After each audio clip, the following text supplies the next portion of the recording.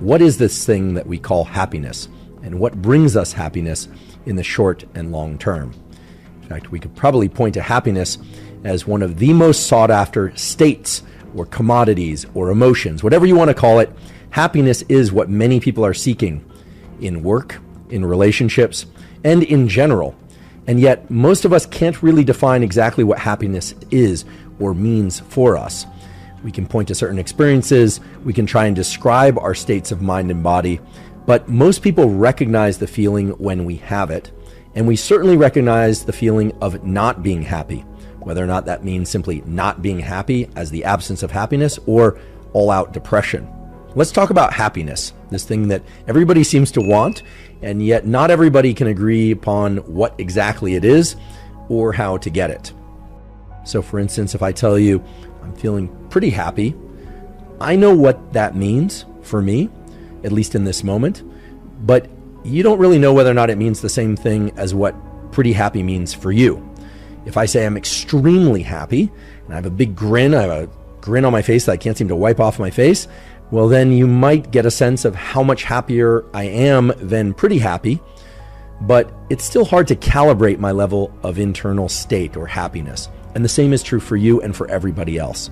It's been discussed many, many times that the total amount of income that an individual makes or has, and again, this could be income from work or it could be money that they inherited, does not seem to directly relate to their level of happiness. The amount of happiness does not scale with that income. That is, for every additional $1,000 or $10,000 that they earn, they don't report being that much happier on a daily basis. Now, that said, I venture the argument that while money truly cannot buy happiness, it absolutely can buffer stress. And in particular, it can buffer stress in the form of the ability to purchase or pay for goods and services. Most of you have probably heard about the general conditions for obtaining happiness. And they always seem to circle back to some of the same basic features of get great sleep, have great social connection, pursue meaning, don't focus to any overextent on things like pursuing money, because there are indeed these studies that show that the amount of money that people makes does not necessarily scale directly with happiness. People's happiness does not necessarily scale with income. In fact, it tends not to, past a certain level.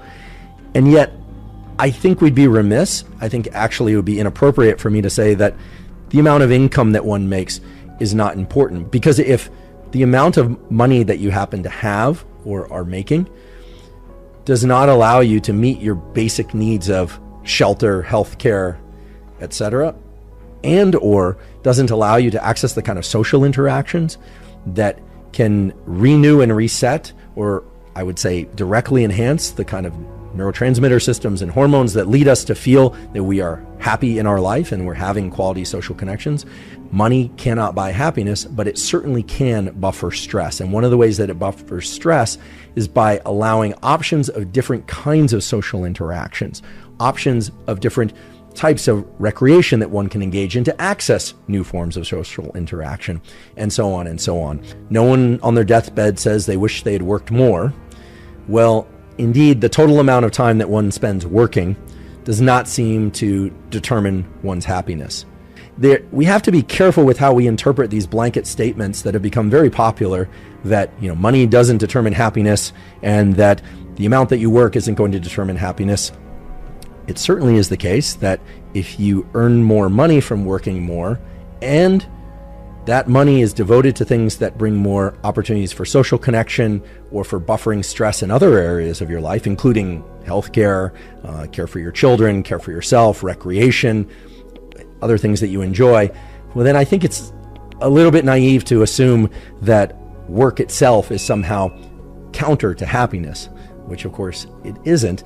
And it especially isn't if we combine that feature of work with another important feature of the human psyche, which is this notion of meaning. The big factors that determine happiness. It's going to be social connection, not income. It's going to be the amount of time that you are able to have open thinking and creativity, which I think is an essential feature of happiness, by the way. Physical health, in particular, one's ability to stay mobile And to be able to access the kind of daily activities that one needs to accomplish unassisted is a strong correlate of happiness, and so on and so on.